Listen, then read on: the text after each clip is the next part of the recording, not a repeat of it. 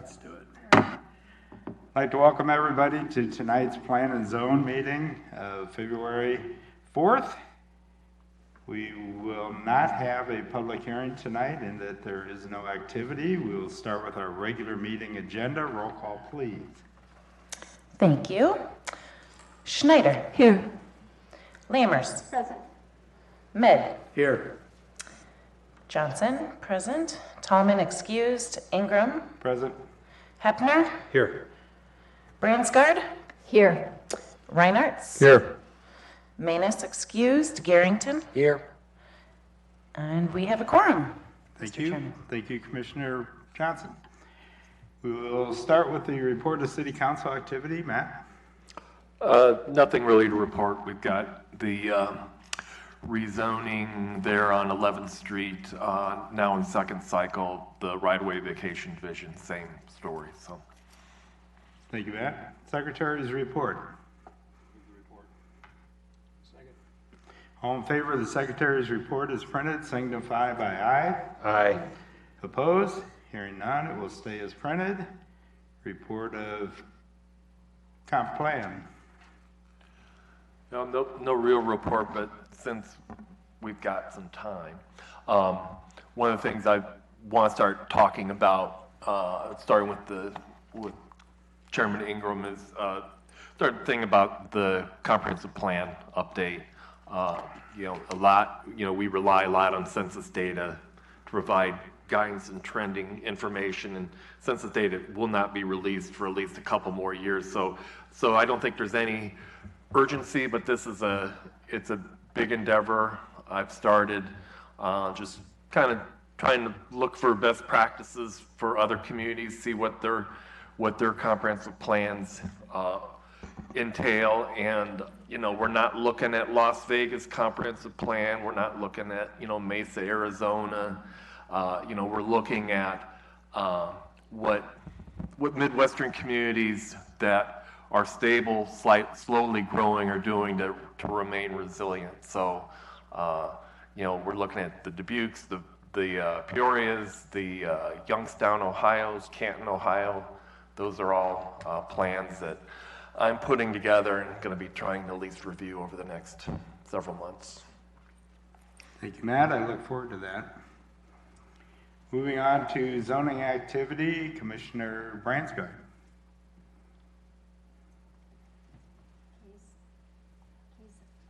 Oh, I'm sorry. ROW 20-01, request of Schutz and Park Guild to vacate 0.085 acres, more or less, of right-of-way located at North Elsie Avenue, extended north of West 3rd Street Place. And the staff recommends approval with the moving it on to the City Council, and I so move. Case number ROW 20-01 has been moved and seconded for discussion. Matt? Matt, community planning, real quickly, we reviewed this in public hearing at the last meeting. There's the two-dimensional look. I did go ahead just for fun. This Google Earth, so it gives you a little bit more idea of the kind of terrain and topography we're dealing with here. Bottom line is this street is never going to be built. And we're in that first step where we're simply determining whether or not it's needed for public purposes. So, we have notified property owners with 200 feet, no objections. We've contacted our development review, technical review team, no objections.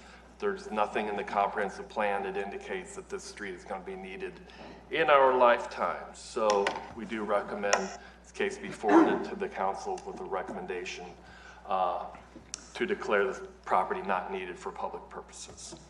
Thank you, Any Matt. questions? Commissioners, any questions? Seeing none? Appreciate it, Matt. Having no questions, roll call, please.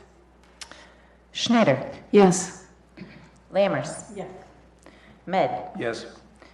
Johnson, yes. Tallman, excused. Ingram. I don't vote. Oh, I'm sorry. Hepner. Yes. Bransgard. Yes. Reinhardt. Yes. Manus is excused. Garrington. And it's passes. Thank you. That being the end of the new business, we'll move on to subdivision. Commissioner Reinhardt. Thank you, Mr. Chairman. I have one case F20-01 of Townsend Engineering for final plat Interstate 80 Airport Industrial Park, parentheses, I-80 AIP, close parentheses, 10th edition on 11.6 acres, being a replat of Lot 1 of I-80 AIP, 9th edition, located at 2805 Research Parkway, containing 2 industrial lots to facilitate development, Ward 8. Staff recommends the City Planning and Zoning Commission forward F20-01 to the City Council with a recommendation for approval subject to the following. A note to the plat shall be added, staging water quality treatment facility shall be required, and an easement for such, open parentheses, either specific or blanket site easement, close parentheses, shall be provided to allow access to and throughout the water quality best management practices sites. I so move. Case number F20-01 has been moved and seconded for discussion. Scott? Is there any discussion or questions by the board? Commissioners, any questions? Commissioner Reinhardt. Yes, what do you foresee the need for a water treatment facility to be? There's one right next to it, so